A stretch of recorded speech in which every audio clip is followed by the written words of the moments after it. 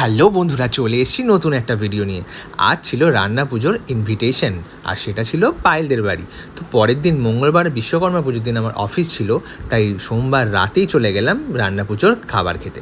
আর গিয়েই দেখি কত রকমের পদ অলরেডি রান্না করা হয়ে গেছে। তোমরা দেখেই বুঝতে পারছো কতক্ষণ ধরে ওরা সময় নিয়ে করেছে। আর তার সাথে দেখি জেঠিমা বানাচ্ছে মালপোয়া। ভাজা পিঠে আমার শাশুড়ি মা যেভাবে করেছে আমরাও ঠিক সেইভাবেই করে আসি। আর এখন তো সবাই খুব হেলথ কনসাস, যার জন্য এই গণেশের এই চাক্কি আটা দিয়ে আর হচ্ছে এই জাগেরি পাউডার দিয়ে, তাতে কারোর খেলে কোনো কিছু গ্যাস অম্বল বা কোনো কিচ্ছু হবে না, অথচ খেতে টেস্টি। হয়তো দেখতে একটু ব্ল্যাক ব্ল্যাক আসবে, কিন্তু ভীষণ টেস্টি হয়। আর জাগেরি পাউডার আমাদের হেলথের জন্য ভীষণ ভালো। তো এই চলছে আর কি করছি, এটা হলেই আমাদের রান্না পুজো সমস্ত আইটেম শেষ। শুনলে তো, এখনও আমাদের মা জেঠিমারা কতটা আমাদের কথা ভেবে চিন্তা করে নিষ্ঠাভাবে পূজা আর্চা পালন করে। পশ্চিমবঙ্গে বছরে দুবার রান্না পুজো উদযাপিত হয়, একবার ভাদ্র মাসে সংক্রান্তির দিনে বা মনসা পুজোয়, এবং আরেকবার শীতল ষষ্ঠীতে বা মাঘ মাসে সরস্বতী পুজোর পরের দিন।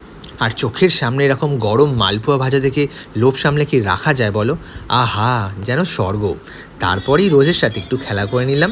বন্ধুরা, এই পুজোয় আগের দিন রাতে খাবার রান্না করা হয় এবং পরের দিন এই বাসি খাবার খাওয়ার আচার হলো অরন্ধন।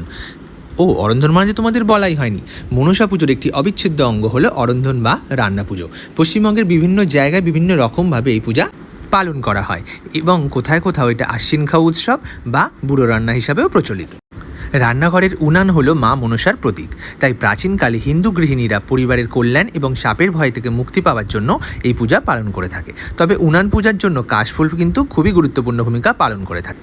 আগের দিন রাতে যা রান্না করা হয়ে থাকে তারই একটি অংশ ঠাকুরকে নিবেদন করা হয় এবং পরের দিন রান্না করা নিষিদ্ধ। তবে এই বাসি খাবারের মধ্যে পান্তা ভাত ও ইলিশ মাছ খুবই উল্লেখযোগ্য। বন্ধুরা, বলতে বলতে পাতে ইলিশ মাছ এসে গেছে। আর ইলিশ মাছ কারই না প্রিয় বলো? আর প্রতিটা খাবার ছিল স্বাদে ভরপুর। কাতলা মাছটা রান্না করা হয়েছিল সেদিন অন্যরকম পদ্ধতিতে, তাই টেস্ট আরও দ্বিগুণ হয়ে গিয়েছিল। ভিডিওটা ভালো লাগলে অবশ্যই লাইক অ্যান্ড কমেন্ট করো। তোমরা কার কার ঘরে কীরমভাবে পুজো কাটালে সেটাও কিন্তু আমাকে জানাতে ভুলো না। দেখা হচ্ছে নতুন কোনো ভিডিওতে। শেষ পাতে ছিল চালতার চাটনি। চালতা যদিও আমি বেশি পছন্দ করি না, কিন্তু এখনও সেই স্বাদ ভুলতে পারিনি। সবাই ভালো থেকো, সুস্থ থেকো, অ্যান্ড কিপ স্মাইলিং।